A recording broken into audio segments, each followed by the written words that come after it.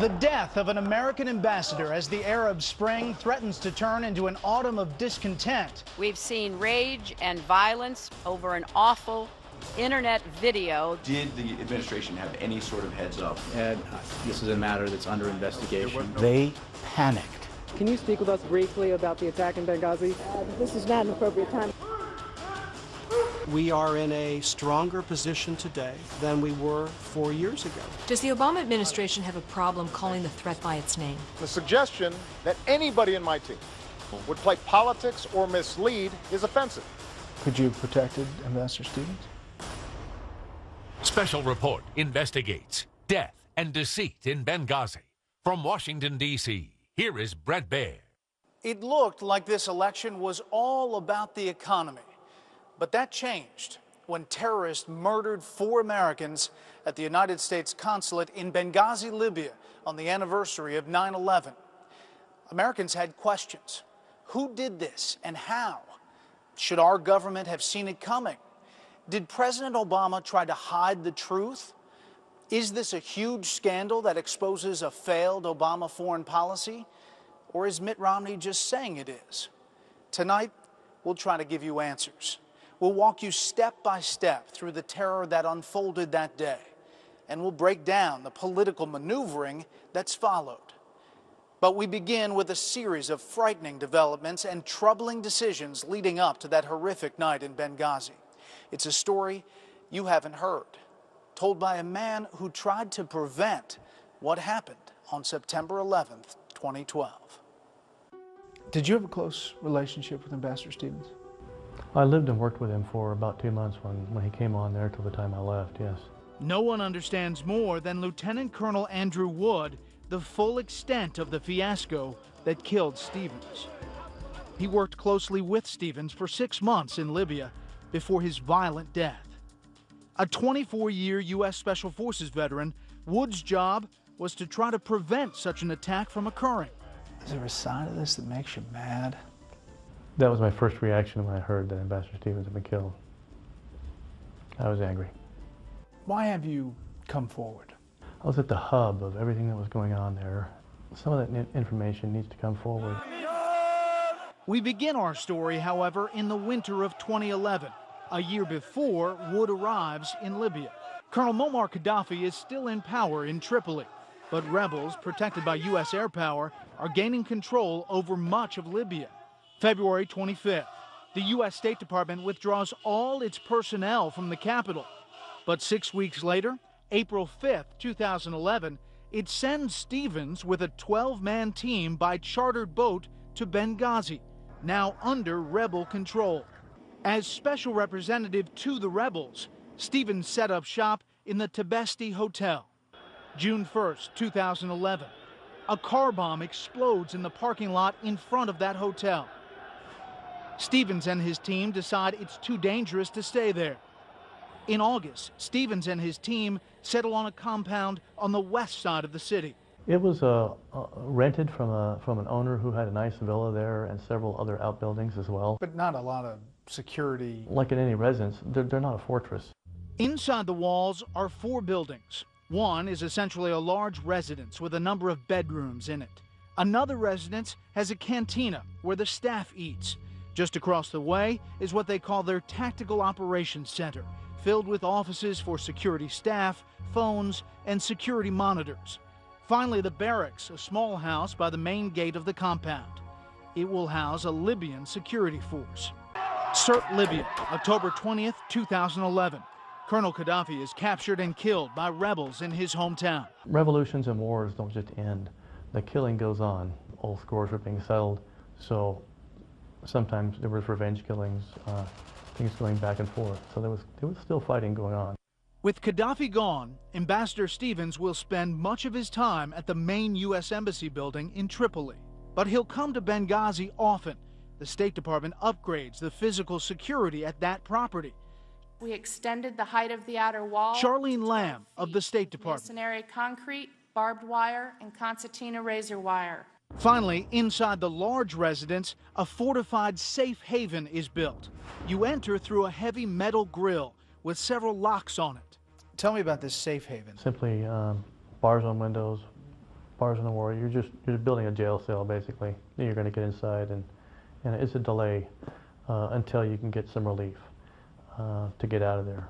Security on the compound consists of 5 diplomatic security special agents and 4 members of the Libyan government security force called the 17th February Brigade. Former UN Ambassador John Bolton. Well, it is the responsibility of host governments to provide for security for all diplomatic establishments within their territory. But from the U.S. point of view, we have to recognize that some countries are better able to do that than others. And when you're in a high-threat environment, we have to do what's necessary to protect our personnel on the ground. There is more security at what's called the Annex, a mile away. Based in Tripoli, but moving around the country, is a Department of Defense site security team. February 12, 2012, Lieutenant Colonel Wood, who joined the Utah National Guard after his 2+ decades in U.S. Special Forces, arrives in Libya as the new commander of the SST. It had 16 members? Yes. What exactly did they all do? The site security team was special operations soldiers that had extra skills and capabilities they could bring to the embassy. Could a team that small really make a difference? The caliber of individuals on that team were the best in the United States inventory. Yeah, they can make a difference in any firefight. The problem, however, is that SST is slated to end its tour in Libya by summer's end, and the security situation is taking an ominous turn. Spring of 2012, there was an uptick in terror attacks in Libya. Is that right?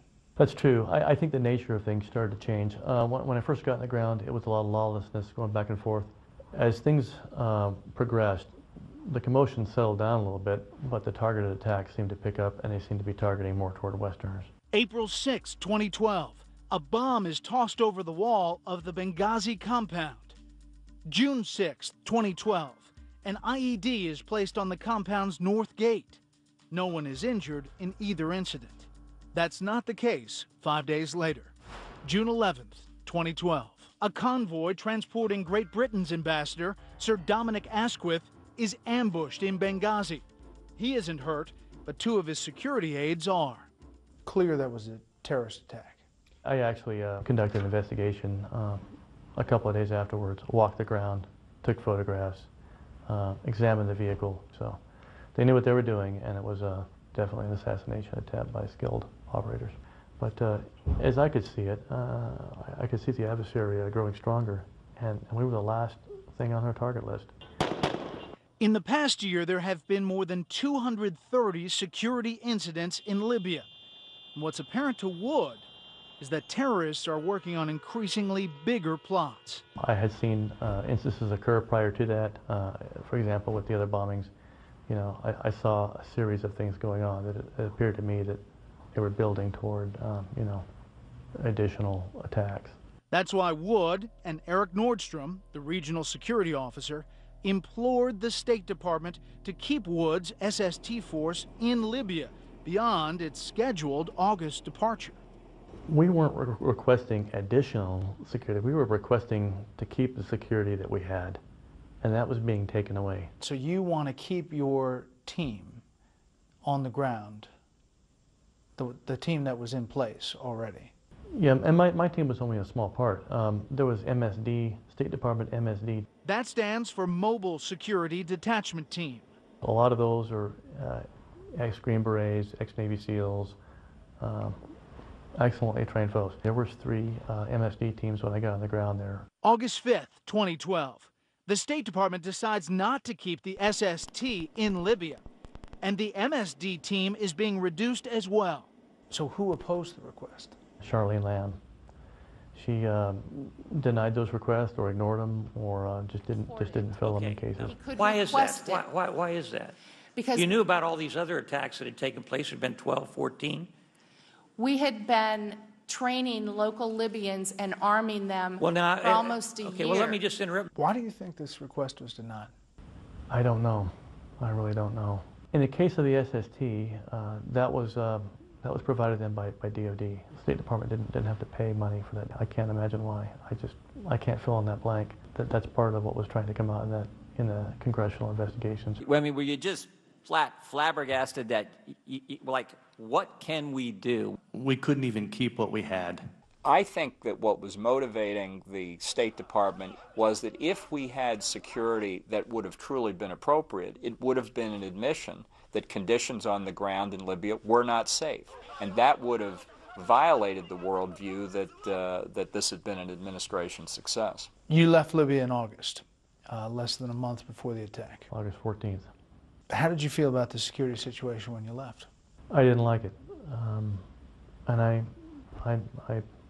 said as much, and my concerns were specifically for Benghazi. September 10th, 2012. Ambassador Chris Stevens arrives in Benghazi for a full day of meetings beginning the next morning. His first trip there since Wood's security team left the country. Going to a dangerous place like Benghazi. Yes. But he knew it, didn't he? Yes, he knew. And he went anyway, because I think in his heart, mission came first. September 11th, 2012. A mob gathers at the U.S. Embassy in Cairo, Egypt, then scales the walls and burns the American flag. The explanation is that they're angry over an obscure anti-Islam video produced in California. Meanwhile, something else is going on in Benghazi. At about 5 p.m. Eastern Time, the first reports about an attack come across the wire. It won't be until morning, however, until America learns how serious that is. We weren't there. We just weren't there. And if you were, could you have protected Ambassador Stevens? Well, the more guns you have in a firefight, the better chance you have of winning. When we return, Special Report Investigates is on the scene in Benghazi. What happened that night? Greg Palcott has the story of heroism and disaster.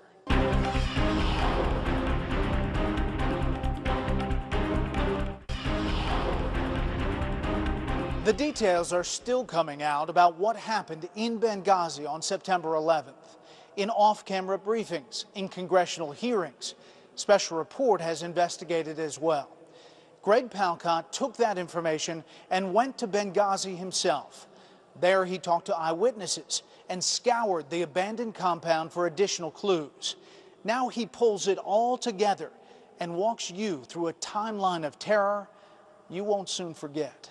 September 11th, 2012, morning. The U.S. Ambassador to Libya, Chris Stevens, has a full day of meetings ahead of him. But since it's the 11th anniversary of the al-Qaeda attacks, he schedules all of them out of caution behind the perceived safety of the U.S. mission walls in Benghazi. 7:30 p.m. Stevens takes his last meeting in the large residence building with the Turkish consul general. It ends after an hour. 8:30 p.m. Stevens escorts the diplomat to the main gate. He makes small talk in Arabic to the guards and returns inside. At this point, outside the main gate of the compound, on the other side of the U.S. mission walls in this Benghazi neighborhood, all is quiet. No stirrings of any protest, no sign of the real hell about to unfold. In fact, the ambassador decides to turn in for the night. 9 p.m., still no sign of any kind of spontaneous demonstration over that web video. A protest the Obama administration would later suggest escalated into a deadly riot. Joining Stevens in the main residence building is Information Management Officer Sean Smith and 4 diplomatic security special agents. Another agent is at the nearby Tactical Operations Center. All these agents are armed with pistols. 9:40 p.m. This amateur video apparently captures the first movement outside the compound. The mad mob of attackers break through here, the main gate, a weak point in the defense of the mission. And then they move on here to the understaffed Libya militia barracks. They storm the place. They torch it. They light up embassy cars around it, and then they move on. According to eyewitnesses, the fighters are well armed and organized, flying the radical Islamist flag, some with foreign accents. The agent in the operations center sees in monitors scores of men pouring into the compound. A diplomatic security agent working in the Tactical Operations Center